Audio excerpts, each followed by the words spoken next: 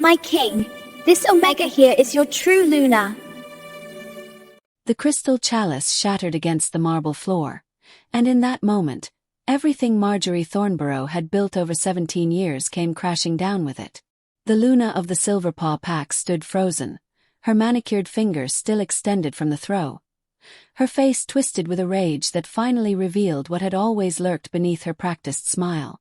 And there, in the great hall, surrounded by hundreds of witnesses, the Alpha's daughter held up a single piece of evidence that would change 3 lives forever. But I'm getting ahead of myself. Let me tell you how we got here. Let me tell you about the lie that ruled a kingdom, the truth that lived in shadows, and the humble Omega who never asked for anything except to survive another day. If you've ever felt overlooked, underestimated, or cast aside, this story is for you. Hit that subscribe button right now because you're about to witness the most satisfying justice you'll see all week. And tell me the city you're watching from so I can send you a hug, because after this story you're going to need one. The Silverpaw Pack territory stretched across the mountains of Tasmania, a realm of ancient forests and hidden valleys where wolves had run free for 1,000 generations. The pack house itself was a testament to old money and older traditions.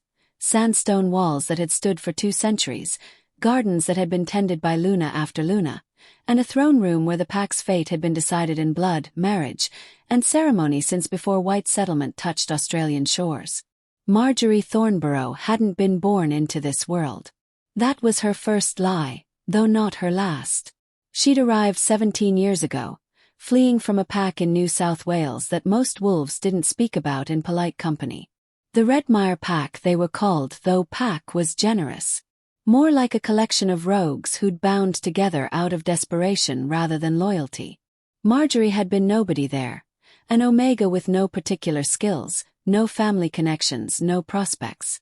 Just another mouth to feed in a pack that was slowly starving. But Margery had something that most Omegas didn't have: ambition. And the absolute absence of a conscience. She'd heard about the Silverpaw Pack the way all desperate wolves heard about paradise, through whispers and rumors carried on the wind. Their alpha, Edith Pemberton, was newly widowed.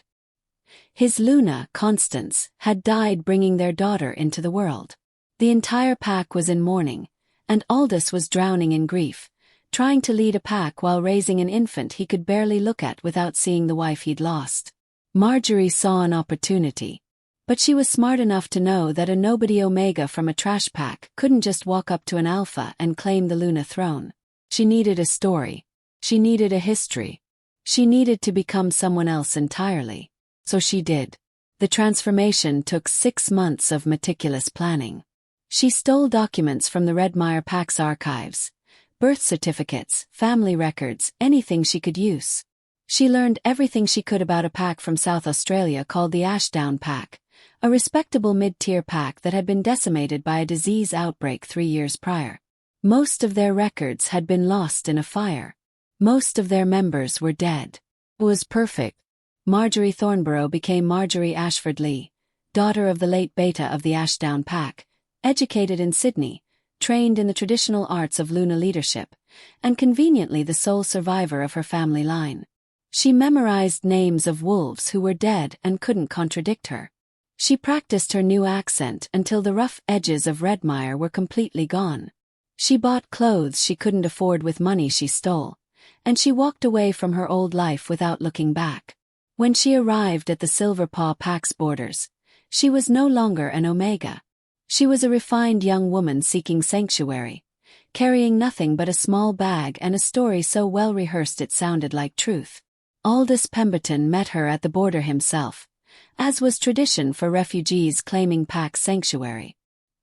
He was a man of 40 then, tall and broad-shouldered with silver threading through his dark hair, the silver that gave the pack its name. His eyes were grey as winter storm clouds, and when Margery first saw him, she saw exactly what she'd hoped to see. A man so buried in grief that he wasn't really seeing anything at all. "My name is Margery Ashford Lee," she said, and her voice was steady, cultured, everything an Omega's voice from Redmire should never be. "I've come seeking sanctuary. My pack is gone. I'm the last of my family. I have nowhere else to go." She let a single tear roll down her cheek. Just one. She'd practiced in the mirror until she could do it on command. Aldous looked at her, and in his eyes she saw something flicker. Not desire, not yet. Something softer and more dangerous. Recognition. Because Margery had done her research, and she knew that Constance Pemberton had been blonde and graceful and had carried herself with quiet dignity. And Margery, who'd spent every coin she had on the right clothes and the right haircut, had made herself into an echo of the woman Aldous had lost. "Welcome to Silverpaw," he said quietly. "We don't turn away wolves in need." That was all she needed. A foot in the door. The rest was patience, performance, and perfect timing. She didn't throw herself at Aldous. That would have been too obvious, too desperate. Instead, she made herself useful. She volunteered in the pack nursery, showed up at every community event, learned every tradition and protocol. She was gracious and helpful and exactly what a Luna should be, even though she held no title at all. And whenever Aldous saw her, she made sure he saw her doing something that Constance would have done. Reading to the children. Tending the memorial garden.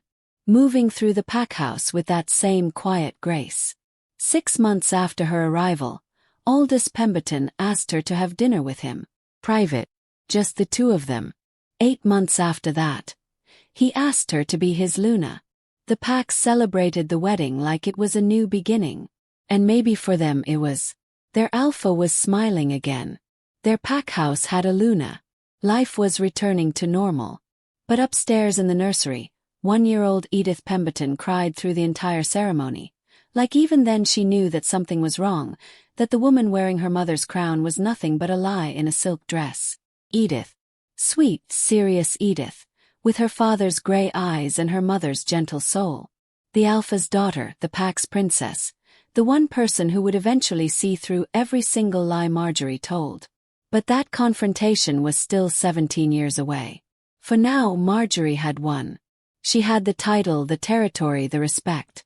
She had everything she'd ever wanted, and all it had cost her was her true identity. She buried Margery Thornborough so deep that sometimes in the mirror, she almost believed her own reflection. Almost. Because there was one problem that Margery hadn't anticipated. One complication she couldn't lie away or manipulate into submission. Aldous Pemberton's daughter was watching her. And even as a toddler, even as a child, Edith looked at her stepmother with eyes that saw too much. 17 years is a long time to maintain a lie. It requires constant vigilance, perpetual performance. One slip, one moment of forgetting your lines, and the whole thing comes crashing down. Margery never slipped. She couldn't afford to. She played the role of Luna Margery Ashfordley Pemberton with the dedication of an actress who knew the curtain could fall at any moment. She memorized every detail of her fabricated history until she could recite it in her sleep. She hosted pack gatherings with grace. She mediated disputes with wisdom she'd stolen from watching other Lunas. She wore her crown like it had always belonged to her. But every performance requires an audience, and some audiences are more critical than others.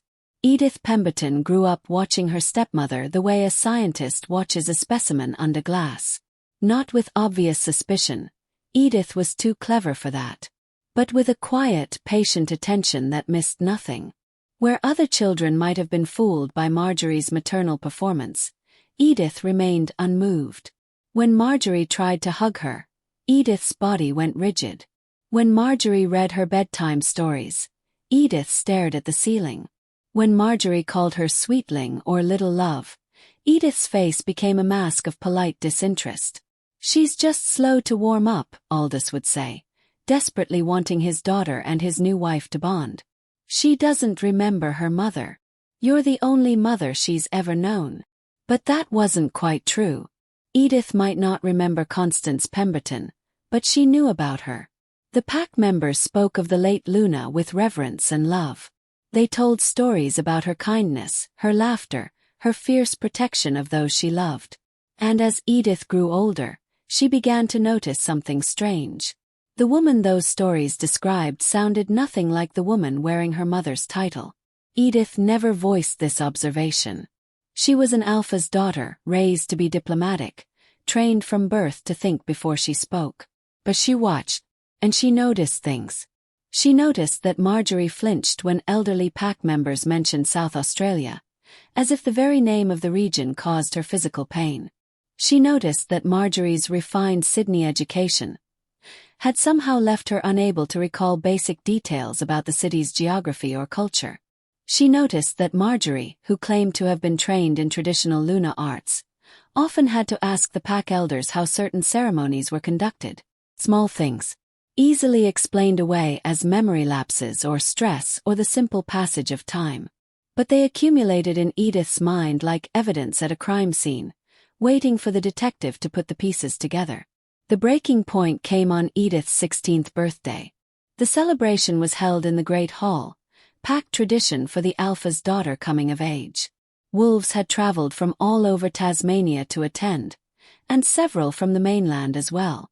It was the kind of event where old acquaintances reconnected, where stories were told, where the past and present mingled like wine and water. Edith stood beside her father, accepting congratulations and well wishes, when an elderly woman approached the dais. She was tiny and ancient, her hair white as snow, her face weathered by nearly 90 years of life. Her name was Vera Kimpton, and she'd been a friend of Edith's grandmother. "You look so much like your mother," Vera said, taking Edith's hands in hers. "Constance would be so proud of the woman you're becoming." "Thank you," Edith said quietly. "I wish I'd known her." "She was remarkable," Vera continued, and her eyes grew distant with memory. "And your stepmother has done an admirable job, all things considered. Though I must admit, when Margery first arrived, I thought it was too soon. Barely a year after Constance passed. But your father needed support, and Margery seemed so genuine, so eager to honor your mother's legacy." Something in the way Vera said it caught Edith's attention. A slight emphasis, a subtle undercurrent of doubt that she couldn't quite name. "Did you know her before she came to Silver Paw?" Edith asked carefully. "My stepmother, I mean. From her time in South Australia." Vera's expression flickered with something that might have been confusion. "Oh, I've never been to South Australia, dear. Though I have a cousin who lived in Adelaide for a time. She's passed now, but she used to tell such stories about the packs there. Fascinating culture, very different from Tasmania. I'm sure my stepmother would enjoy speaking with someone who knows the region," Edith said, an idea forming in her mind. "She doesn't often get to reminisce about home." "I'd love to hear about it," Vera said warmly. Then her eyes landed on something across the room, and her expression changed entirely. "Oh my. Oh, that's... No, it couldn't be. What is it?" Edith followed the older woman's gaze. Vera was staring at Margery, who stood near the refreshment table, smiling and chatting with a group of visiting alphas. "That dress she's wearing. The cut, the style. It's very... Well, I don't mean to be indelicate, but it reminds me of something I saw once years ago when I visited a pack up north. The Redmire pack they were called. Rough sorts, honestly. The women there dressed like that. Practical, but trying too hard to appear refined. It was sad, really. They were so poor, but they put on such airs." Edith felt something click in her mind. Puzzle piece sliding into place. Redmire pack. "I've never heard of them." "Most people haven't," Vera said, lowering her voice. "They disbanded about 18 years ago. Fell apart from the inside. The wolves scattered to other packs. I always wondered what happened to them all. 18 years ago. Right around the time Margery had arrived at Silverpaw. Do you remember any of their names?" Edith asked, trying to keep her voice casual. "The wolves from Redmire." Vera thought for a moment. "Not really, dear. It's been so long. Though I do remember there was some drama about their beta's daughter running off. Young thing, ambitious but not very bright. I think her name was Margaret. Or maybe Margery. Something like that." Edith felt her heartbeat accelerate, but she kept her expression neutral. "Interesting. Why do you ask?" Vera looked at her curiously. "Oh, no particular reason," Edith said smoothly. "Just curious about pack history. Thank you for sharing your memories of my mother, Vera. It means more than you know." The old woman smiled and moved on, but Edith stood frozen, her mind racing. Redmire Pack. 15 years ago. A woman named Margaret or Margery who'd run away. And Margery, who'd arrived at Silverpaw 17 years ago, claiming to be from South Australia, wearing the title of Luna like it had been handed to her by fate rather than stolen through lies. It wasn't proof. Not yet. But it was a thread, and Edith had always been good at pulling threads. She spent the rest of her party watching her stepmother with new eyes, cataloguing every interaction, every gesture, every carefully crafted word. And when the celebration finally ended, when the guests had gone home and her father had retired to his study, Edith went to the pack's archive room and began to dig. The records were extensive. Pack history going back generations, carefully preserved and cross-referenced. Birth certificates, marriage documents, death records, correspondence between packs. Everything that gave shape to their world, written down and saved. Edith started with the Ashdown Pack of South Australia, the pack Margery claimed as her home. The files were thin. Most records had been lost in the fire that Margery always referenced. But there were some survivor lists, some correspondence from other packs that had offered sanctuary to the Ashdown refugees.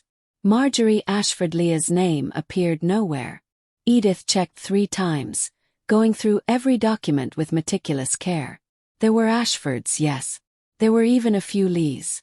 But no Margery Ashford-Lee. No daughter of the Beta. No sole survivor of a noble line. The woman didn't exist. Or rather, she'd never existed until she walked through Silverpaw's gates 17 years ago. Edith sat back in her chair, her hands shaking slightly. If Margery Ashford-Lee was a fiction, then who was the woman who'd been Luna of Silverpaw for nearly 2 decades? Who was the woman who slept beside her father, who wore her mother's crown, who held power over an entire pack? She thought about Vera Kimpton's words. Redmire Pack. Margaret or Margery. A woman who'd run away. It took 3 weeks of careful research. 3 weeks of sending discreet inquiries to other packs, of finding elderly wolves who remembered the Redmire Pack before it fell apart, of piecing together fragments of information like shards of a broken mirror. And finally she found it. A grainy photograph from a 20-year-old pack newsletter. A group photo from some minor Redmire Pack gathering. And there, in the back row, standing between 2 other Omega women, was a face that Edith recognized instantly. Younger. Harder around the edges. Hair styled differently, clothes cheaper, posture less refined. But unmistakably, absolutely the same woman. The caption beneath the photo identified her as Margery Thornborough. Omega, Redmire Pack. Not Ashford-Lee. Thornborough. Not Beta's daughter. Omega. Not South Australia. New South Wales. Everything was a lie. The lineage, the education, the tragic history. All of it carefully constructed fiction, designed to make a nobody Omega from a disbanded pack look like Luna material. Edith stared at the photograph for a long time, feeling a cold fury building in her chest. This woman had deceived her father, had worn her mother's title under false pretenses, had ruled the Silverpaw Pack for 17 years based on nothing but lies and manipulation. But Edith didn't move immediately. She was her father's daughter, methodical, patient, strategic. One photograph wasn't enough. She needed more evidence. She needed a case so airtight that even Margery's silver tongue couldn't talk her way out of it. So Edith kept digging. And what she found was so much worse than she'd imagined. Because Margery hadn't just lied about her identity. She'd stolen one. The real Margery Ashford-Lee had existed. She'd been the daughter of the Ashdown Pack's Beta, exactly as claimed. She'd been educated in Sydney. She'd been everything that the fake Margery pretended to be.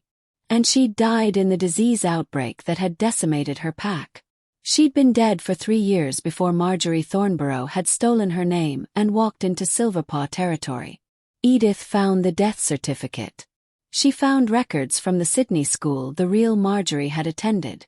She found correspondence between the Ashdown Beta and his daughter, letters full of love and pride and hope for her future. a future that had been cut short by tragedy and then desecrated by theft. The real Margery Ashfordley had been laid to rest in a quiet cemetery in South Australia, mourned by the few survivors of her pack, her grave marked with a simple stone that bore her name and dates. The same name that Margery Thornborough had carved into the history of the Silverpaw pack like she had any right to it. Edith documented everything. She made copies of every document, every photograph, every piece of evidence. She created a file so comprehensive that even the most skilled lawyer couldn't dispute it. And then she sat with it for 3 months, trying to decide what to do. Because this wasn't just about exposing a lie. This was about destroying her father's world. Aldous Pemberton loved his Luna. Not with the consuming passion he'd felt for Constance, that had died with his first wife, but with a comfortable affection built over 17 years of partnership. He trusted Margery. He relied on her. Exposing her would shatter him. But letting the lie continue was its own kind of betrayal. To her mother's memory. To the pack who deserved to know who truly ruled them.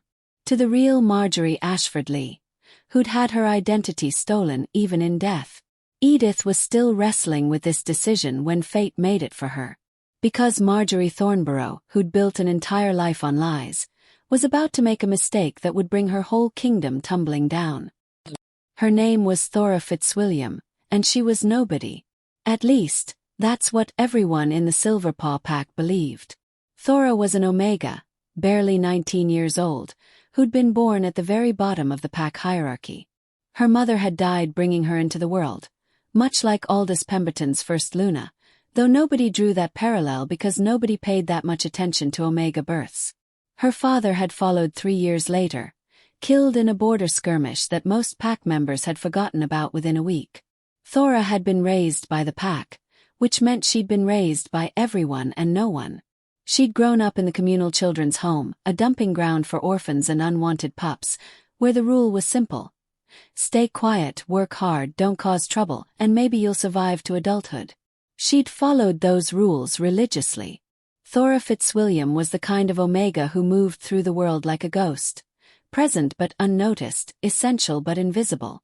She worked in the packhouse kitchens, scrubbing pots and chopping vegetables and staying out of the way of her betters. She lived in a tiny room in the servants' quarters, barely big enough for a bed and a trunk. She spoke when spoken to, kept her eyes down, and never, ever complained. The perfect Omega. The ideal servant. A girl so thoroughly beaten down by life that she'd learned not to want anything except to be left alone. But even ghosts cast shadows, and even invisible girls can be seen by those who know how to look. Edith Pemberton saw her.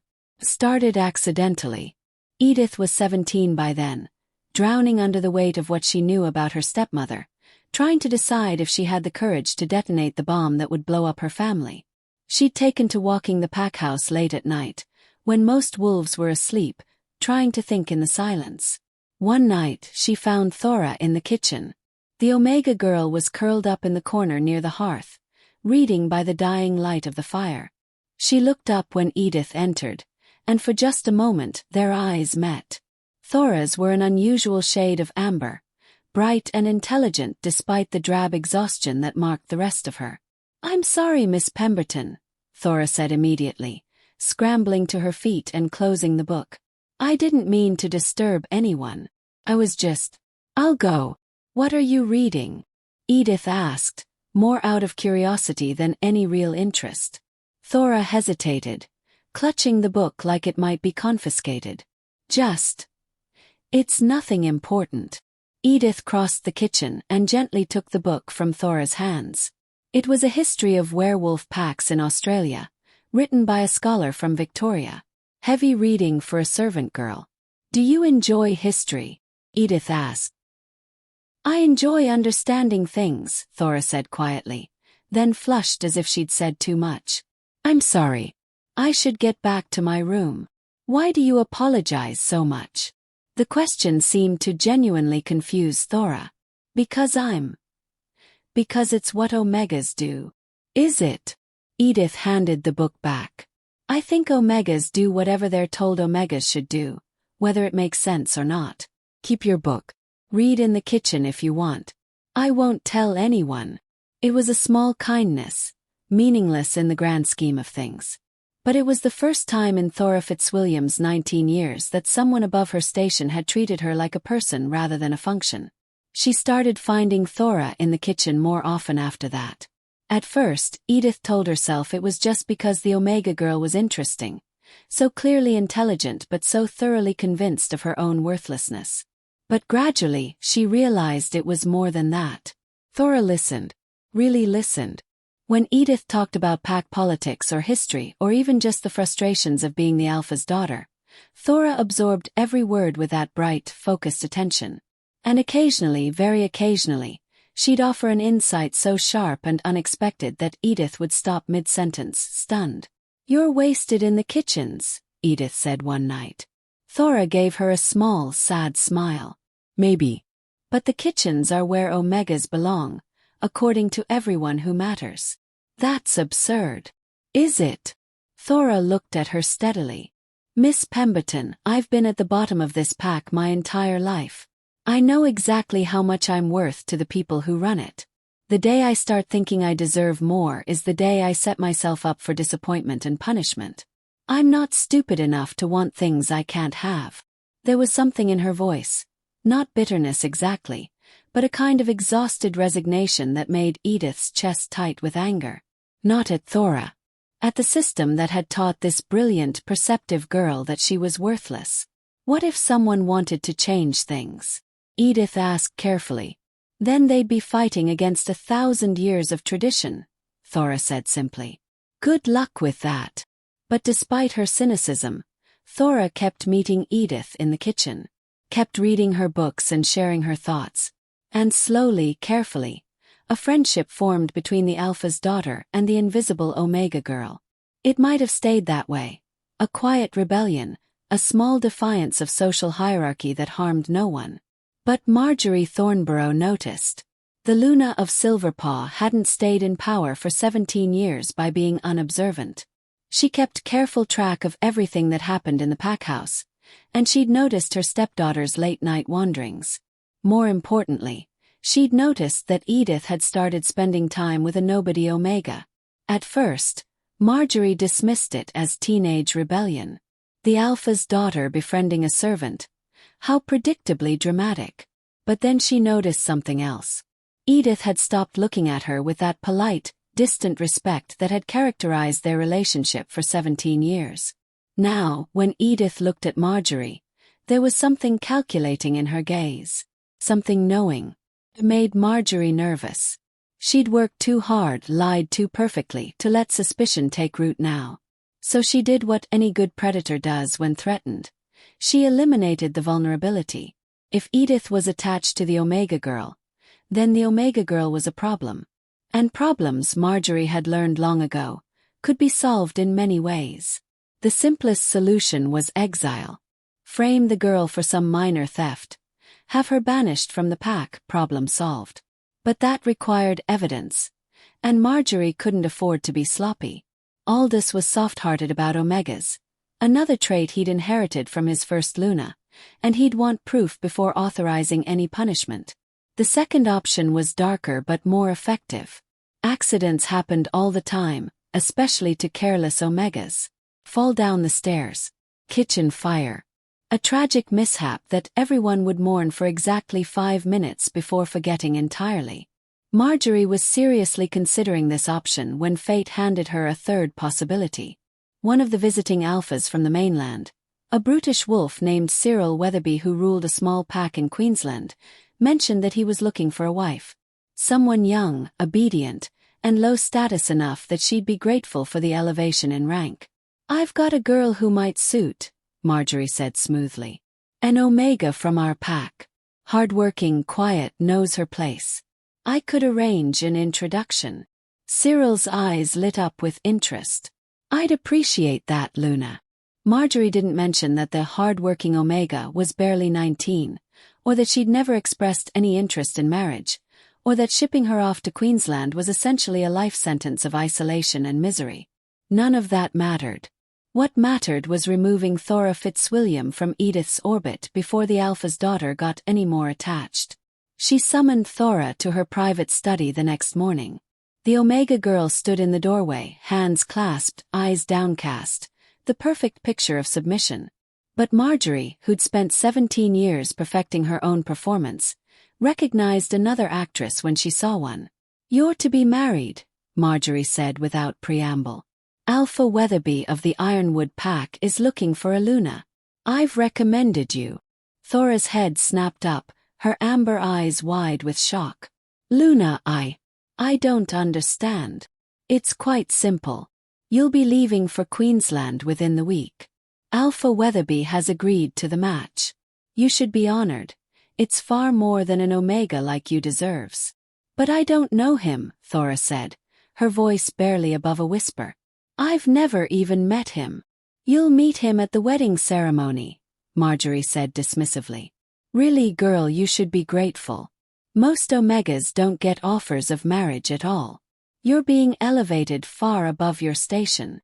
"I don't want to be elevated," Thora said, and there was something in her voice that might have been the beginning of resistance. "I'm happy here. Have work." "I have." "You have nothing," Margery cut her off coldly. "No family, no prospects, no future beyond scrubbing pots until you're too old to work. Alpha Weatherby is offering you security and status. You'll accept the match, or I'll have you thrown out of the pack entirely. Is that clear?" Thora's face had gone pale, but she nodded slowly. "Yes, Luna. Good. You're dismissed." Thora turned to leave, moving like someone in a nightmare, and Margery allowed herself a small smile of satisfaction. Problem solved. But she'd made a critical miscalculation. Because Edith Pemberton had been standing just outside the study door, listening to every word. There are moments in every story where the protagonist must choose between safety and justice, between what's easy and what's right. For Edith Pemberton, standing outside her stepmother's study and listening to Thora Fitzwilliam's life being destroyed for the crime of being her friend, that moment had arrived. She'd been planning to confront Margery eventually. Carefully, strategically, with all her evidence lined up and a clear plan for damage control. She'd wanted to minimize the fallout, protect her father as much as possible, handle the situation with the diplomacy expected of an alpha's daughter. But listening to Margery casually sell Thora into what amounted to slavery, because that's what an arranged marriage to a stranger pack was for an Omega with no power or protection, Edith felt something crystallize inside her. She was done being diplomatic, done being patient, done letting this impostor rule her pack while destroying the lives of people too powerless to defend themselves. She waited until Thora stumbled past, tears streaming down her face, before stepping into the study. Margery looked up from her desk, her expression shifting from satisfaction to polite surprise. "Edith, darling. I didn't realize you were there." "No," Edith said quietly. "You didn't." Something in her tone made Margery's eyes sharpen. "Is there something you need? I need you to cancel the arrangement with Alpha Weatherby." Margery's eyebrows rose. "That's not your decision to make. The Omega girl is pack property, essentially. I'm well within my rights as Luna to arrange marriages for unmated wolves, especially those of low status." "Thora isn't property," Edith said, her voice still quiet but carrying an edge of steel. "She's a pack member. And you have no right to sell her off like livestock just because she's my friend and that makes you uncomfortable. I have no idea what you're talking about. Don't you?" Edith took a step closer. "You've noticed me spending time with her. Bothers you. You're worried about what we talk about during those late-night conversations. So you're removing the problem. It's actually quite clever. Very efficient. The kind of strategic thinking you'd expect from someone who's built an entire life on lies and manipulation." The temperature in the room dropped about 20 degrees. Margery's polite smile froze on her face. "Excuse me." "Margery Thornborough," Edith said, and watched her stepmother flinch at the name like she'd been struck. Born Omega to the Redmire Pack of New South Wales. No special lineage, no tragic backstory, no connection whatsoever to the Ashdown Pack of South Australia. You stole a dead woman's identity and used it to con your way into becoming Luna of one of the most respected packs in Australia. The silence that followed was absolute. Margery stared at her stepdaughter with an expression that cycled through shock, calculation, and finally settled on something cold and dangerous. That's quite an accusation. I hope you have proof. I have all the proof I need, Edith said. Photographs, death certificates, correspondence, testimony from wolves who remember you from Redmire. Have everything, Margery. The question is what I'm going to do with it. Nothing, Margery said flatly. Because if you expose me, you destroy your father. Aldous has built his entire second life around our marriage. Finding out his Luna has been a fraud for 17 years would break him. You won't do that to him. You're right, Edith admitted. I've been paralyzed by that exact dilemma for months. But then you tried to destroy an innocent girl just to protect yourself. And I realized something important. What's that? My loyalty to my father doesn't extend to protecting his lying wife. And my duty to this pack doesn't include letting you rule it under false pretenses. Margery leaned back in her chair, studying her stepdaughter with new eyes. So what's your plan? March into the throne room and announce that I'm a fraud. Your father will never believe you. He loves me. He loves the woman he thinks you are, Edith corrected. And you're right, he won't believe me at first. But the evidence doesn't lie. Documents don't have opinions or biases. Facts are facts, Margery. Or should I say, whatever your real name is. What do you want? Margery's voice was clipped now, her mask finally slipping. Clearly you're here to negotiate, or you would have already gone to your father. I want you to cancel the arrangement with Alpha Weatherby. Immediately. Thora Fitzwilliam stays in this pack, and she gets a real position. Something that uses her intelligence instead of wasting her in the kitchens. And I want you to step down as Luna. Margery actually laughed, a harsh sound with no humor in it. Step down. Just like that. Walk away from everything I've built. You've built nothing, Edith said coldly. You've stolen a dead woman's name and used it to lie your way into power. You don't deserve this position. You never did. Deserve. Margery stood abruptly, her composure fracturing. You want to talk about deserve? Let me tell you what I deserve, you spoiled little princess. I deserve everything I fought for. Do you know what it's like being an Omega in a pack like Redmire? Do you have any idea what I survived? That doesn't justify. I was nothing. Margery's voice rose. 17 years of buried rage finally surfacing. Less than nothing. I was beaten, starved, used. I watched wolves with half my intelligence and none of my ambition treated like royalty just because they were born into the right families. So yes, I lied. Yes, I stole a dead woman's name. And I'd do it again, because the alternative was dying in that cesspool, forgotten and unmourned. So instead you became the monster you ran away from, Edith said quietly.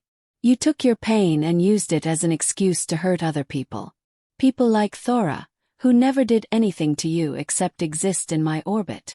That girl is a distraction you don't need, Margery snapped. I was protecting you. By selling her to a stranger. That's not protection, that's cruelty. And it ends now. Margery was silent for a long moment, her chest heaving with suppressed emotion. Then her expression shifted, became calculating again. Fine. The Omega girl can stay. But I won't step down as Luna. That's not negotiable. Then we're at an impasse. Margery crossed her arms. Because if you expose me, Edith, I'll make sure the fallout destroys more than just my reputation. I'll tell your father that you've been conspiring behind his back, undermining his Luna, trying to stage some kind of coup. I'll paint you as a power-hungry daughter who resents her stepmother so much that she's willing to forge documents and fabricate evidence. He won't believe that. Won't he? Margery's smile was cold. Aldous loves me, but he also loves pack unity. If I frame this as your attempt to destabilize the pack for personal reasons, he'll have to choose between his daughter and his Luna. And after 17 years of partnership, of building a life together, who do you think he'll choose? Edith felt ice forming in her stomach, because she knew Margery wasn't wrong. Her father was honorable, but he was also predictable. He'd want evidence, yes, but he'd also want to believe the best of his Luna. And Margery, who'd spent 17 years perfecting the role, would know exactly how to manipulate him. You're right, Edith said slowly. A private confrontation won't work. You're too good at lying, and my father is too invested in believing you. So I'll need to expose you publicly, in front of the entire pack, with evidence so overwhelming that even you can't talk your way out of it. Margery's expression flickered with something that might have been fear. You wouldn't dare. Watch me. Edith turned and walked out of the study, her heart pounding but her resolve crystalline clear. She tried to handle this quietly, tried to minimize the damage.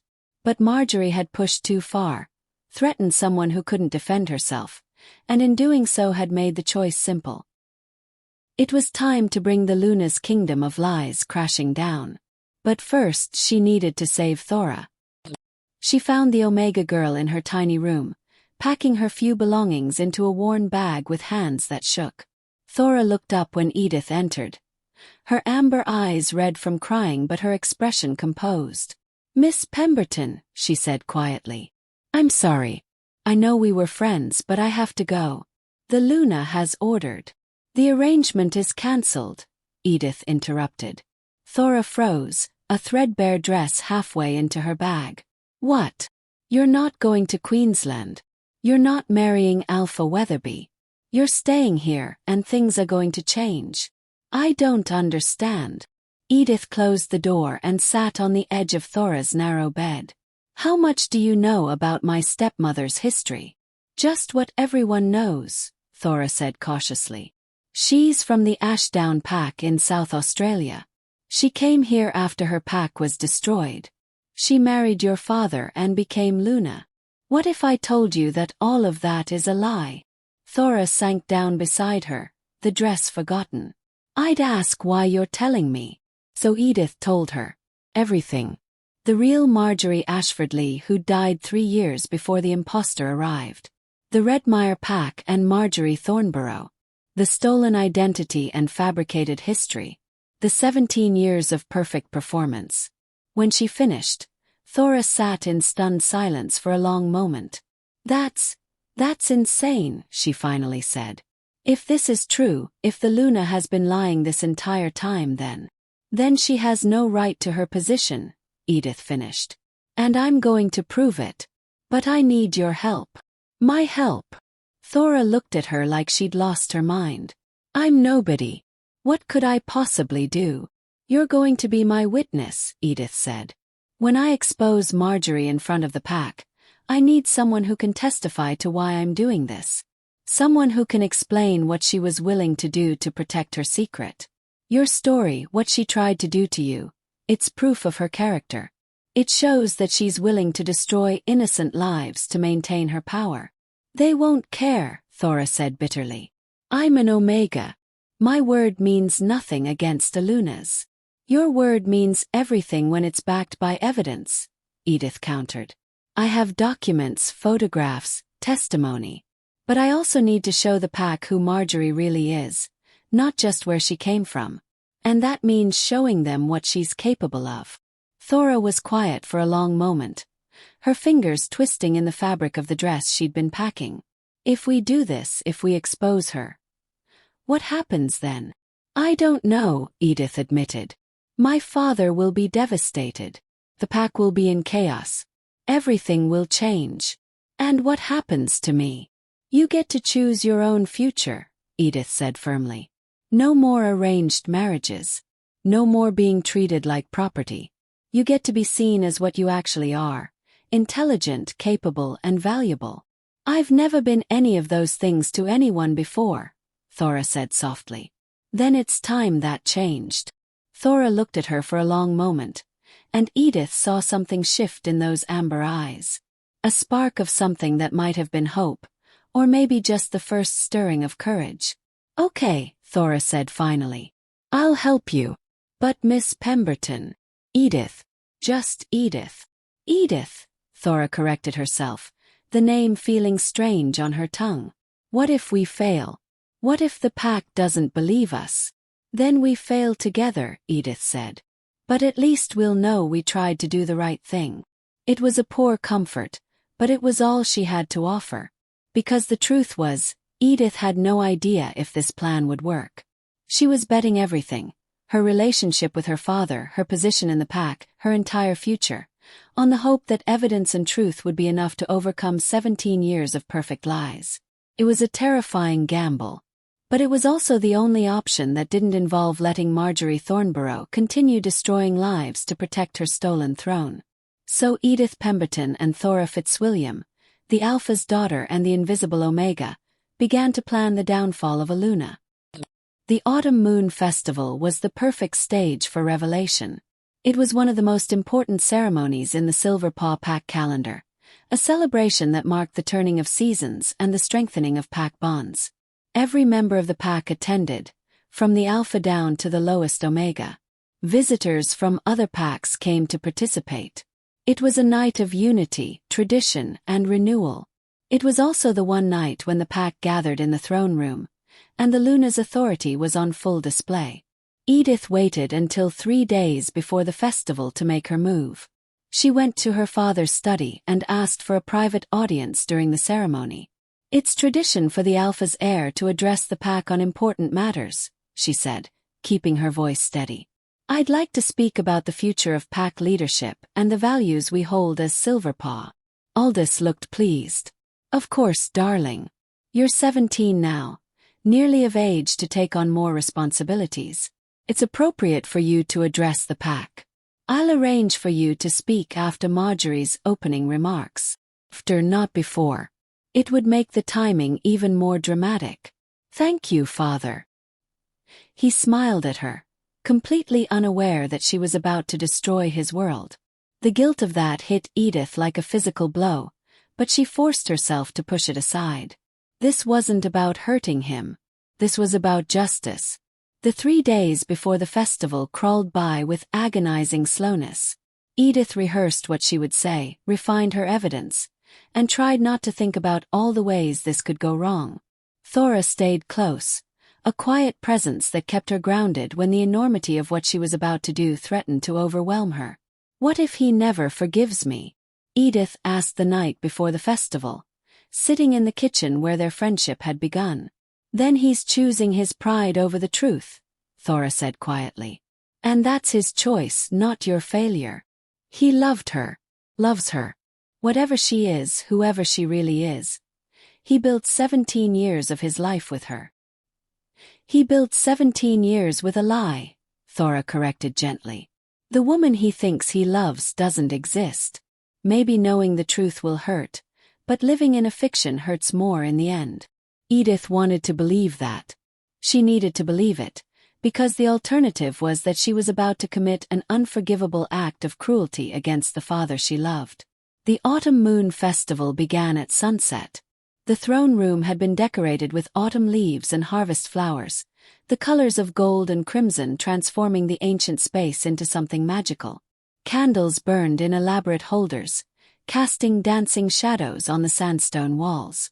The pack filed in wearing their ceremonial dress, voices hushed with anticipation. Edith stood near the dais, wearing a dress of deep blue that had belonged to her mother. She'd found it in storage weeks ago, and wearing it now felt like armor. Like Constance was standing beside her, lending her strength for what came next. Margery arrived like a queen, resplendent in silver and white, her blonde hair perfectly styled, her smile practiced and warm. She moved through the crowd accepting greetings and well wishes, every inch the beloved Luna. No one looking at her would see the desperate Omega from Redmire who'd stolen a dead woman's name. But Edith saw her. And soon everyone else would too. Aldous opened the ceremony with a traditional blessing, his deep voice carrying across the crowded room. Then he turned to Margery, inviting her to address the pack as was her right as Luna. Margery stepped forward, and her speech was everything it should be. Eloquent, moving, full of references to pack history and shared values. She spoke about unity and tradition, about honoring the past while building the future. She spoke like someone who'd been born to this role, trained for it from birth. She spoke like someone who belonged on that dais, wearing that crown. And maybe that was the cruelest part of the lie. Because Margery had actually been good at being Luna. She'd served the pack well, made wise decisions, earned genuine respect. The position she'd stolen through deception, she'd then filled with competence. But competence didn't erase the foundation of lies. And skill didn't justify theft. When Margery finished her speech, the pack applauded. She smiled and turned to Aldous, who looked at her with such pride and affection that Edith's heart clenched. Then it was her turn. "My daughter Edith would like to address the pack," Aldous announced, gesturing for her to step forward. Edith walked to the center of the dais, very aware of every eye in the room on her. She saw Thora standing near the back, her amber eyes steady and encouraging. She saw pack members she'd known her entire life, watching her with varying degrees of curiosity and expectation. And she saw Margery, still smiling, still poised, having no idea what was about to happen. "Thank you, Alpha," Edith said, her voice clear and steady. "And thank you all for being here tonight. The Autumn Moon Festival is about honoring truth and tradition, about remembering who we are and where we came from. So I want to tell you a story about identity, and lies, and the price of stolen honor." She saw Margery's smile falter slightly, saw recognition begin to dawn in her stepmother's eyes. 17 years ago, a woman arrived at our borders seeking sanctuary. She called herself Margery Ashford Lee, claimed to be the daughter of the Ashdown Pax Beta, sole survivor of a tragedy that had destroyed her family. Our Alpha, grieving and kind-hearted, welcomed her. And eventually he married her, making her Luna of Silverpaw. The room was absolutely silent now. Edith could feel the tension building, pack members sensing that something momentous was about to happen. But that woman lied. About everything. Margery stood frozen, her face pale. Aldous looked confused, starting to step forward. "Edith, what?" "The real Margery Ashford Lee died 3 years before our Luna arrived in Tasmania," Edith continued, pulling the first document from her dress pocket and holding it up. "This is her death certificate, issued by the South Australian Pack Registry. She was 16 years old when the disease outbreak killed her and most of her pack." She laid the certificate on a table that had been set up for ceremonial documents, then pulled out another paper. "This is a photograph from the Redmire Pack of New South Wales, taken 20 years ago." She held up the grainy image. "The woman in the back row, third from the left, is identified in the caption as Margery Thornborough. Mega. Redmire Pack." She turned to face her stepmother directly. "That woman is you. You stole a dead girl's identity and used it to con your way into becoming Luna of one of the most respected packs in Australia." The throne room erupted. Voices raised in shock, denial, questions. Aldous stood frozen, staring at his Luna with an expression of complete incomprehension. "And Margery." Margery threw the chalice. The crystal shattered against the marble floor, and in that moment of violence, something in her finally broke. 17 years of perfect performance, of careful lies and practiced grace, shattered as completely as the crystal. "You have no idea what you're talking about," she shouted, her refined accent slipping slightly, edges of her true origins bleeding through. "You spoiled, privileged little. You have no idea what it's like to have nothing, to be nothing." "So you stole everything," Edith said quietly, feeling a strange sense of calm settle over her. "From a girl who died too young to defend her memory. You wore her name like a costume and used it to take a position you never earned." "I earned every second of my time as Luna." Margery's composure was completely gone now, her face twisted with rage and desperation. "I've served this pack for 17 years. I've been a good Luna. Built on a foundation of lies," Edith said. "You may have served well, but you never had the right to serve at all." Aldous finally found his voice. "Margery, tell me this isn't true. Tell me my daughter is mistaken." Margery turned to him, and for a moment, Edith saw her stepmother try to rebuild the mask, try to summon the woman Aldous had fallen in love with. But it was too late. The cracks had appeared, and no amount of performance could hide them now. Aldous, It's not what you think. Yes, I changed my name, but I had to. I was running from an abusive pack. I needed a fresh start. You stole my mother's name. Edith cut her off, her voice cracking with emotion. The real Margery Ashford-Lee was someone's daughter, someone's friend. She died and she was mourned, and you desecrated her memory by pretending to be her. I didn't desecrate anything. I honored it. I became the woman she might have been if she'd lived. You became a liar, Edith said flatly. And when you thought I was getting too close to the truth, you tried to destroy an innocent girl to protect your secret. She gestured to Thora, who stepped forward from her place in the crowd. 3 days ago, the Luna tried to force Thora Fitzwilliam into an arranged marriage with a stranger pack. Not because it was good for Thora, but because Thora was my friend, and the Luna was afraid of what we might discuss in our conversations. That's not, Margery started, but Aldous held up a hand. Is this true? He asked his Luna, and his voice was very quiet, very dangerous.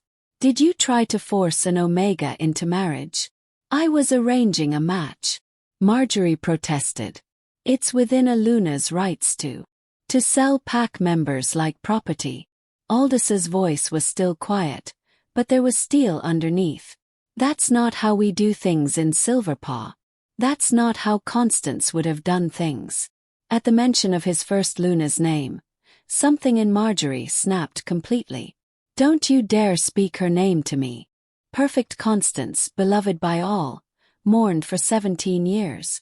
I've stood in her shadow my entire time here, trying to be good enough, trying to earn the love she got just for existing. And now you're all going to throw me away because I wasn't born with the right name. Because I fought to escape hell and make something of myself. You fought by lying, Edith said. You could have come here as yourself. You could have been honest about your past. Maybe you wouldn't have become Luna, but you would have been welcome. You could have built a real life, a true identity. Instead, you chose deception.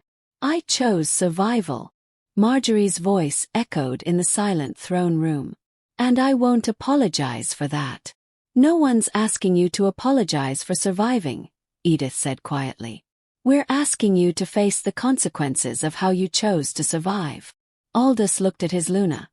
His wife of 17 years, the woman he'd trusted, the partner he'd built his second life with. And Edith saw her father's heart break in real time. I need proof, he said finally. More than a photograph and a death certificate. Edith pulled out the file she'd been compiling for months. I have testimony from 12 wolves who remember Margery Thornborough from the Redmire pack. I have the complete records of the Ashdown pack, showing no evidence that our Luna ever existed there. I have correspondence from the real Margery Ashford-Lee school in Sydney, with photographs and records that look nothing like the woman standing before you. I have everything, Father. And it all points to the same truth. She laid the file on the table next to the other documents. Your Luna is an impostor. She always has been. The silence in the throne room was absolute. Hundreds of wolves staring at their alpha and Luna, waiting for the next move in a drama that no one had seen coming. Margery looked at Aldous, and for the first time since Edith had known her, her stepmother's expression was completely, devastatingly honest. I love you, Margery whispered. Whatever else you believe, that's true. I'm not the woman you thought I was, but the love is real. How can I believe anything you say? Aldous asked, and he sounded broken. 17 years, Margery. 17 years of lies. Not lies about us, she insisted. Lies about my past, yes. But what we built together, what we shared, that was real. Was it? Aldous looked at her like she was a stranger. Or was that just another performance? Another role you were playing? Margery had no answer for that. And in her silence, the pack found their verdict. Pack Elder Harriet Livingstone stepped forward, her weathered face stern. The evidence is clear. The Luna has deceived us all. She holds her position under false pretenses, having stolen the identity of a deceased wolf. This is a violation of pack law and werewolf tradition. I call for her immediate removal from office." Other voices joined hers, a chorus of agreement that grew louder by the second. Not everyone. Some wolves looked uncertain, others conflicted. But the majority opinion was clear. Margery Thornborough, who'd called herself Margery Ashford-Lee for 17 years, was finished. Aldous looked at his daughter, and Edith saw something in his eyes that made her chest ache. Not anger, not blame, just profound, soul-deep sadness. "You did the right thing," he said quietly, for her ears only. "But I'm not sure I can forgive you for it." "Not yet." It was the answer Edith had expected, but it still hurt like a physical wound. Then her father turned to face the pack, and when he spoke, his voice carried the weight of absolute authority. "Margery Thornborough, by pack law and alpha decree, you are hereby stripped of your title as Luna. You have 24 hours to remove yourself from this territory. If you remain past that time, you will be forcibly exiled." Margery swayed slightly, as if she'd been struck. "Aldous, please." "You're dismissed," Aldous said, and there was nothing in his voice now. No emotion, no warmth. Nothing but empty authority. For a moment, Edith thought her stepmother might fight, might argue, might try one more lie to salvage the situation. But Margery was smart enough to know when the game was over. She looked at Edith one last time, and in her eyes was something that might have been respect, or maybe just exhaustion. "You won," Margery said quietly. "I hope you're satisfied." Then she turned and walked out of the throne room, her head held high even in defeat, still playing the role of dignity even as her kingdom crumbled around her. The pack erupted into chaos as soon as she was gone. Questions, accusations, shock, disbelief. Pack members clustering in groups, trying to process what they'd just witnessed. And in the center of it all, Edith Pemberton stood alone. His face a mask of devastation, mourning the loss of a woman who'd never really existed at all. The aftermath of revelation is always messier than the revelation itself. In stories, this is where the credits roll, where the truth has been revealed and justice has been served, and everyone can move forward into a brighter future. But real life doesn't work that way. Real life has consequences that ripple outward like stones dropped in still water, touching everything and everyone. The Silverpaw pack spent the next 3 days in chaos. Margery left before her 24 hours were up, disappearing in the night like she'd arrived 17 years ago. She took nothing but a small bag, the same bag she'd carried when she first walked through Silverpaw's gates, and whatever secret she still had left to keep. No one knew where she went. Some said she returned to New South Wales. Others said she fled to the mainland, or even overseas. The truth was that Margery Thornborough had vanished into the same shadows that had spawned her, and the Silverpaw pack was left to pick up the pieces of what she'd left behind. Edith Pemberton withdrew into himself. He performed his duties as alpha because he had no choice, but the light had gone out of him. He looked at Edith with something that wasn't quite anger but wasn't forgiveness either. A kind of wounded disappointment that hurt worse than rage would have. "Give him time," Pack Elder Harriet told Edith one morning, finding the alpha's daughter sitting alone in the memorial garden. "He's not angry with you. He's angry with himself for being fooled. But that's hard for an alpha to admit, so he's directing it at you instead." "I destroyed his life," Edith said quietly. "No, child. Margery destroyed his life 17 years ago when she built it on lies. You just revealed the damage that was already there." It was cold comfort, but Edith clung to it anyway.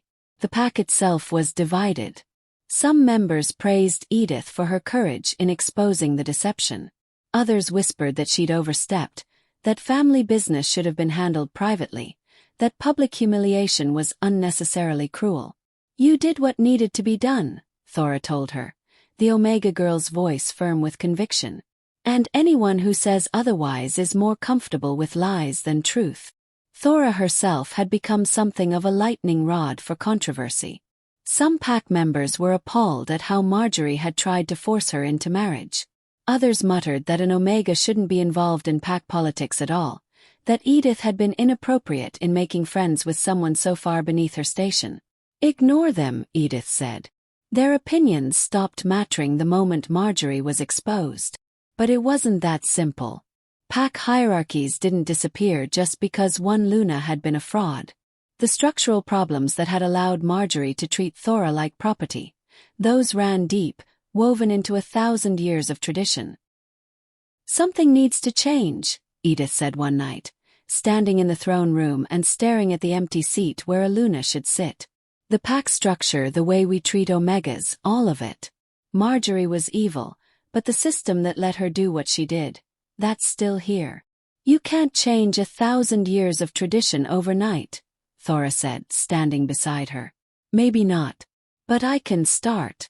The idea came to her gradually, pieces falling into place over sleepless nights and long walks through the territory. The Silverpaw pack needed a Luna. That much was clear. The position wasn't just decorative, it was functional, essential to pack operations. Without a Luna, half the pack's administrative and social functions ground to a halt. Aldous was in no state to find a new mate.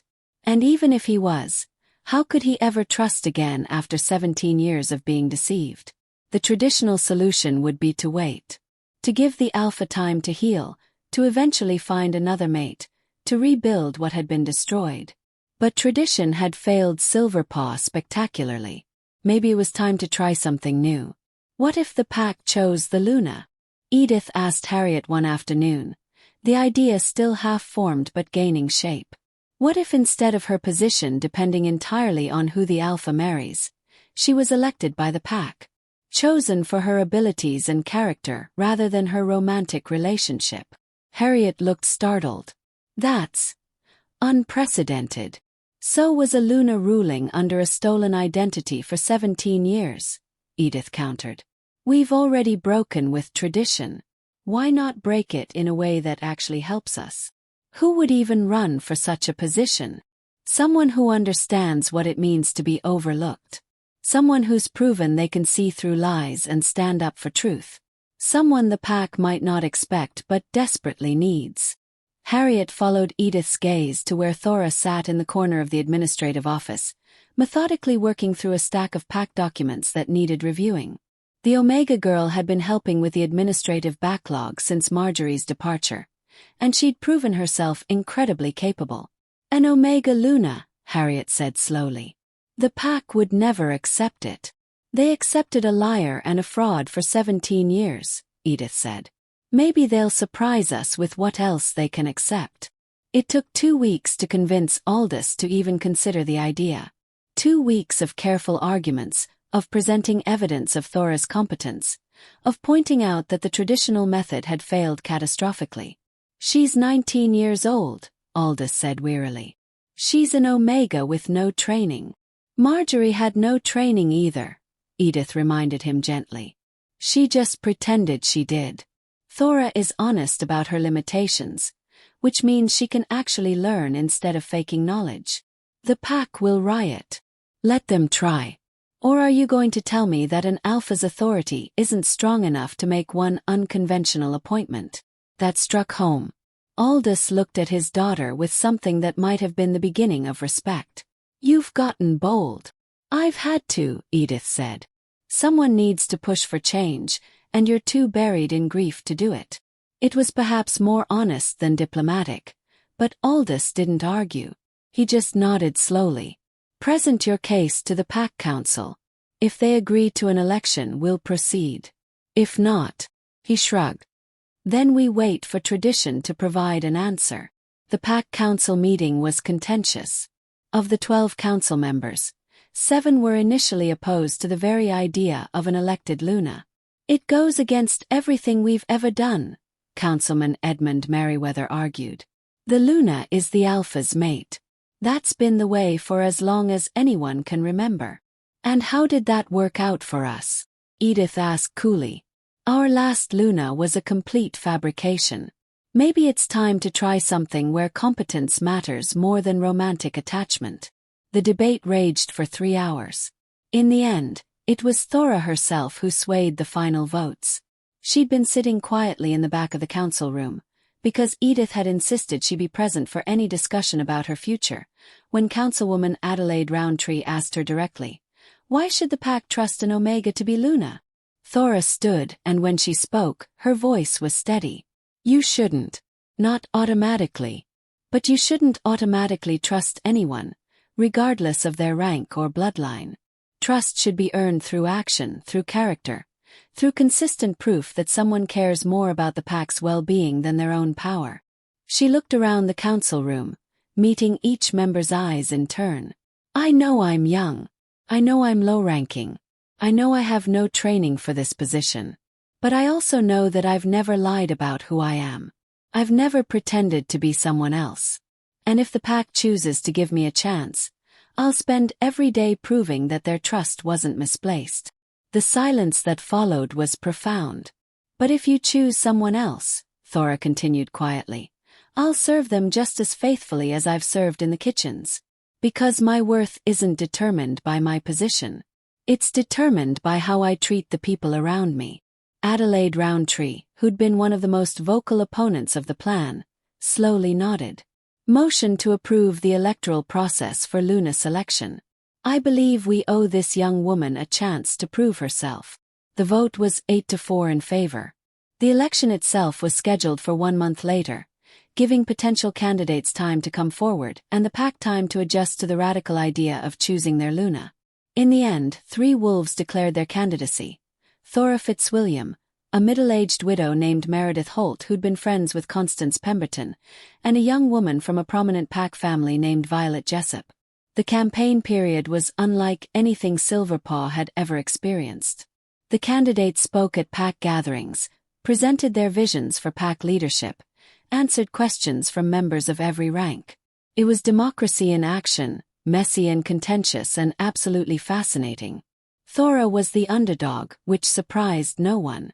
But she was also the hardest worker.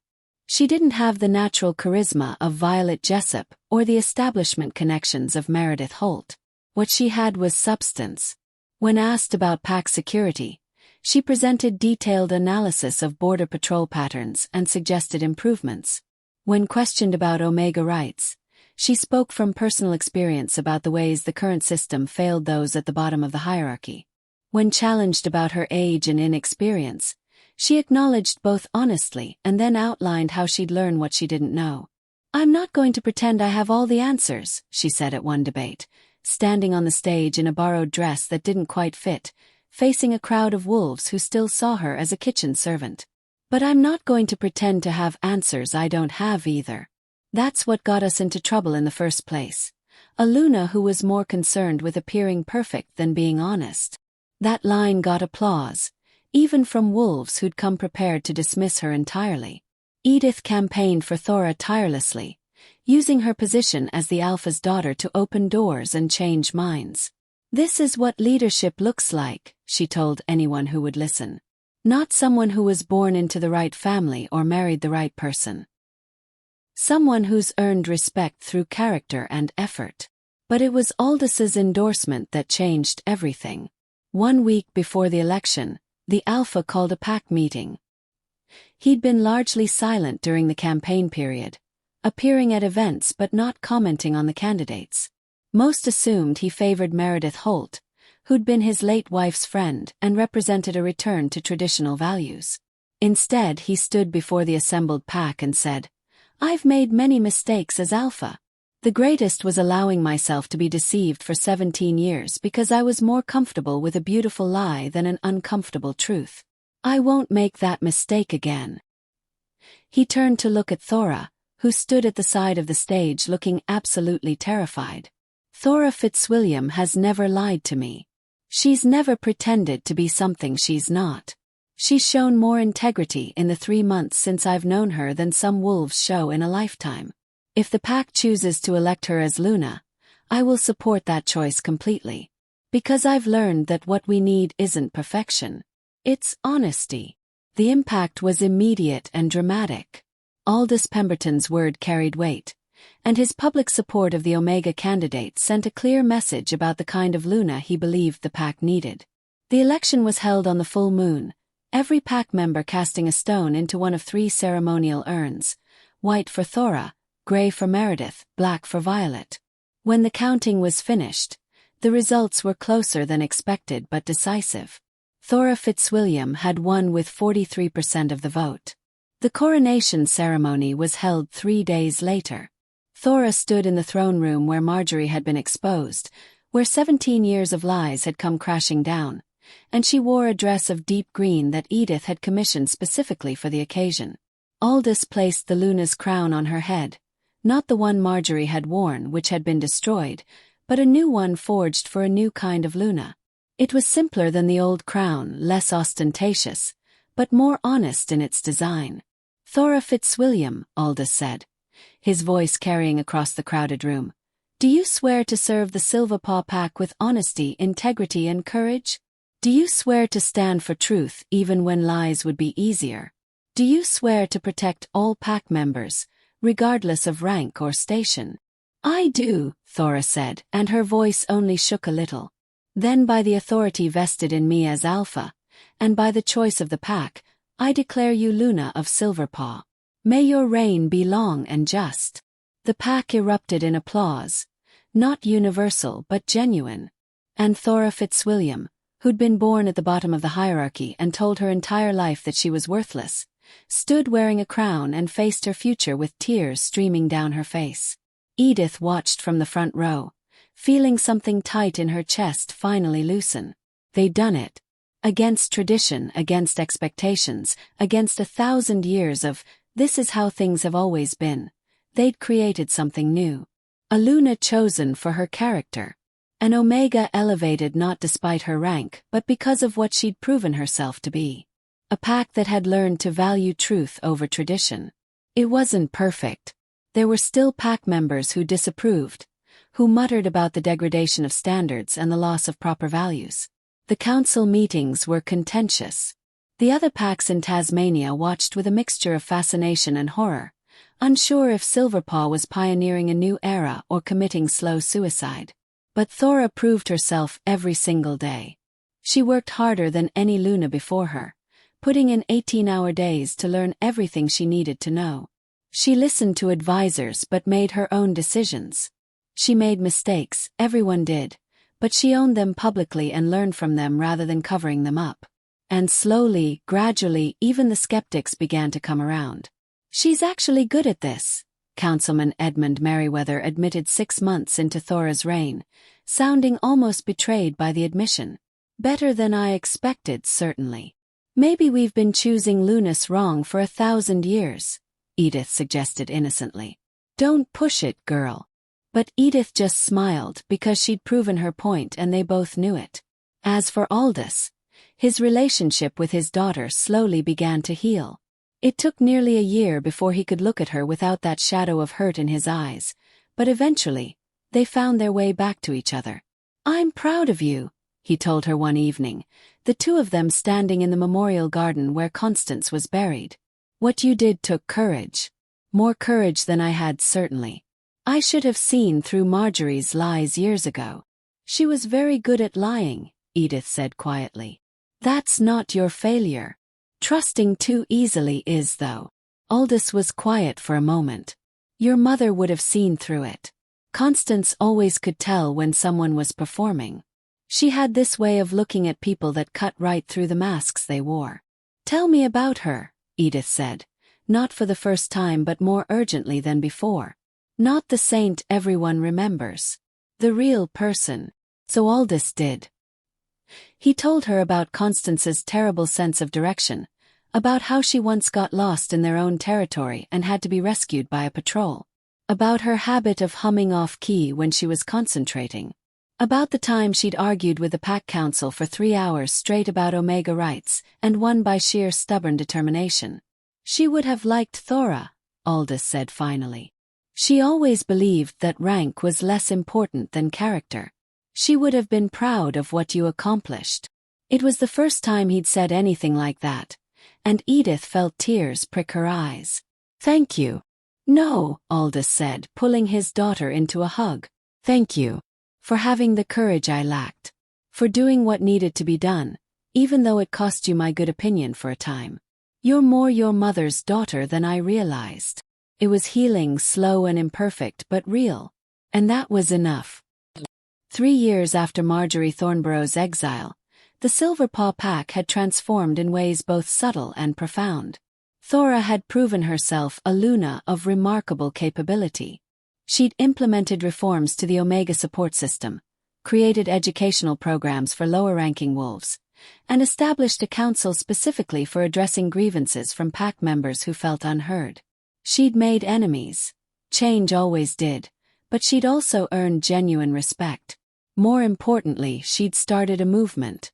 2 other packs in Tasmania had followed Silverpaw's example, creating electoral processes for Luna selection. 3 more on the mainland were considering it. The idea that competence might matter more than bloodline or romantic attachment was spreading like wildfire through Australia's werewolf communities, challenging assumptions that had stood for centuries. You've started a revolution, Edith told Thora one evening, the 2 of them sitting in what had once been Margery's private study but was now Thora's workspace. We started a revolution, Thora corrected. I never could have done this without you. Edith had come into her own as well. At 20, she was being groomed to eventually take over as Alpha, and she was approaching the role with the same reformist zeal that had driven her to expose Margery. She'd proposed changes to pack governance, pushed for transparency in decision-making, and generally made herself a thorn in the side of anyone who preferred the old ways. You're going to be an excellent Alpha, Thora told her. Terrifying but excellent. I learned from watching a Luna who thought she was untouchable, Edith said. It taught me that no one should be above scrutiny, not even those at the very top. As for Margery herself, there were occasional rumors. Someone had seen her in Melbourne, working as a secretary. Another report placed her in Perth, married to a human and living a quiet suburban life. A third suggested she'd left Australia entirely, possibly for New Zealand or Singapore. Edith didn't know which rumors were true, and she'd stopped caring. Margery Thornborough had been revealed, had fallen, and had disappeared into obscurity. That was justice enough. Sometimes, late at night, Edith wondered if her former stepmother ever thought about what she'd lost. If she regretted the lies, or only regretted being caught. If she understood that she could have had everything she wanted, respect, security, love, if she'd just been willing to build it honestly rather than stealing it through deception. But those were questions without answers, and Edith had learned to be comfortable with uncertainty.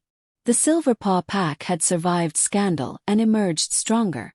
They'd learned that tradition wasn't always wisdom, that rank wasn't always merit, that the wolves at the bottom of the hierarchy might have as much to offer as those at the top.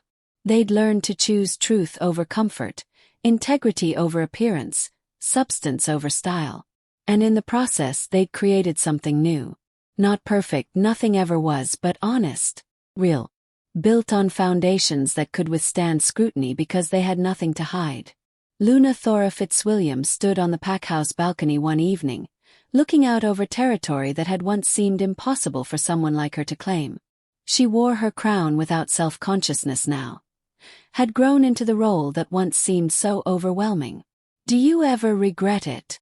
Edith asked, joining her on the balcony. Taking on this responsibility. You could have just stayed in the kitchens, kept your head down, lived a quiet life. Thora smiled, and it was a real smile, full of genuine happiness. Every day is hard. Every decision is a struggle. I make mistakes regularly. And there are pack members who will never see me as anything but an upstart Omega who doesn't deserve this position. That sounds like a yes to regret. That sounds like honesty, Thora corrected. But no, I don't regret it. Because for the first time in my life I'm seen. Matter. And maybe, just maybe, I'm making it easier for the next Omega who dreams of something more than what they were born into. Edith nodded slowly. That's all we can do, really. Make things a little better than we found them. Create opportunities that didn't exist before.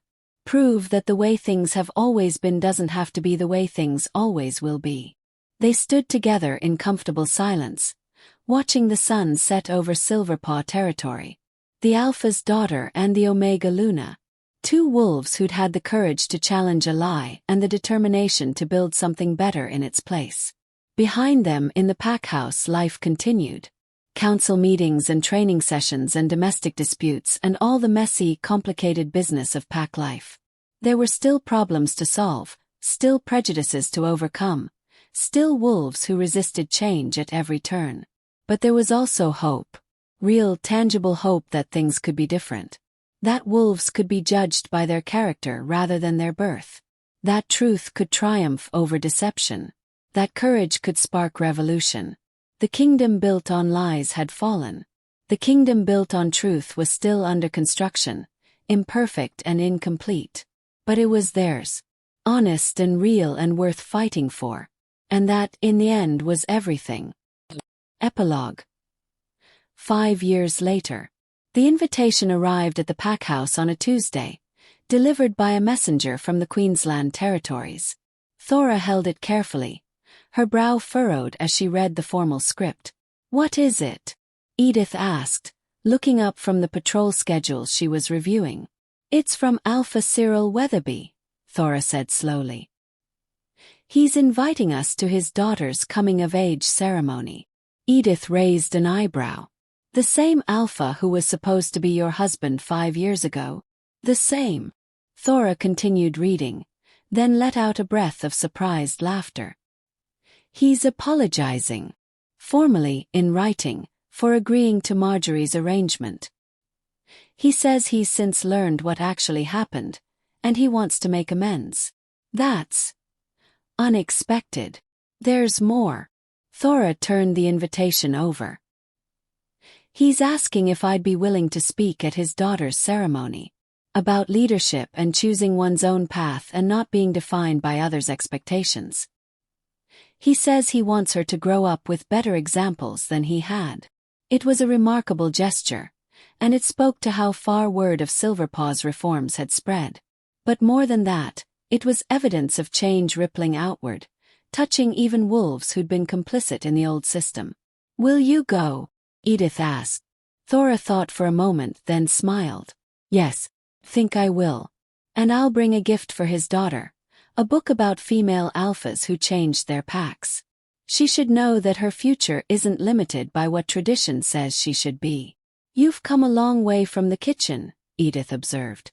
"We both have," Thora said.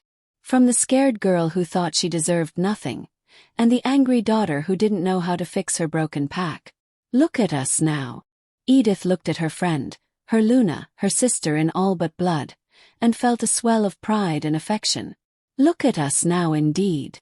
In the memorial garden, Constance Pemberton's grave was decorated with fresh flowers, as it was every week. Aldous had taken to leaving them there himself, no longer mourning what he'd lost but celebrating what he'd had. The pain had faded to a gentle melancholy, the kind that let him remember his first Luna with joy rather than grief. He'd started seeing someone, actually. A widow from a neighboring pack who was kind and funny and made no attempt to be anything other than exactly who she was. They were taking it slowly, but there was genuine affection there. Honest affection, built on reality rather than fantasy.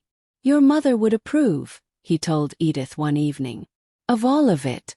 The reforms, Thora, even exposing Margery. She always said that comfort was the enemy of growth." "And you?" Edith asked. "Do you approve?" Aldous pulled his daughter into a hug. "I'm proud of you every single day. Even when you're making my life difficult with your radical ideas and your refusal to accept tradition just because it's tradition. You're exactly the alpha this pack needs." It was everything Edith had needed to hear and hadn't realized she was still waiting for. The Silverpaw pack continued to thrive. Not perfectly. There were still tensions, still disagreements, still wolves who longed for the supposed simplicity of the old ways. But they were growing, evolving, becoming something new and strange and better. Other packs watched and learned. Some with approval, others with horror, most with cautious curiosity. The experiment in electoral Luna selection was proving successful enough that even the most traditional packs had to acknowledge it was working. And somewhere out there, Margery Thornborough was living whatever life she'd built in the aftermath of her fall. Edith hoped it was an honest one. Hoped that exposure and exile had taught her former stepmother something about the cost of lies and the value of truth. But mostly, Edith didn't think about Margery at all anymore. The woman who'd stolen a throne and ruled through deception had become a cautionary tale, a reminder of what happened when ambition wasn't tempered by integrity. The throne she'd claimed now belonged to someone who deserved it. The pack she'd deceived now knew to value honesty over appearance. The system she'd exploited had been reformed to prevent future frauds. Margery Thornborough had left her mark on Silverpaw, but not in the way she'd intended. She'd become the catalyst for change, the villain whose fall had sparked a revolution. And in the end, that was a better legacy than any lie could have built. The sun set over Tasmania, casting golden light across ancient forests where wolves ran free. In the pack house, Luna Thora Fitzwilliam prepared for tomorrow's council meeting, making notes in her careful handwriting and reviewing proposals for further reforms. Beside her, Alpha-in-training Edith Pemberton worked on a speech she'd be giving at an inter-pack gathering, arguing for broader adoption of merit-based leadership structures. They were building a new world, one decision at a time. One honest conversation. One brave choice. The kingdom of lies had fallen.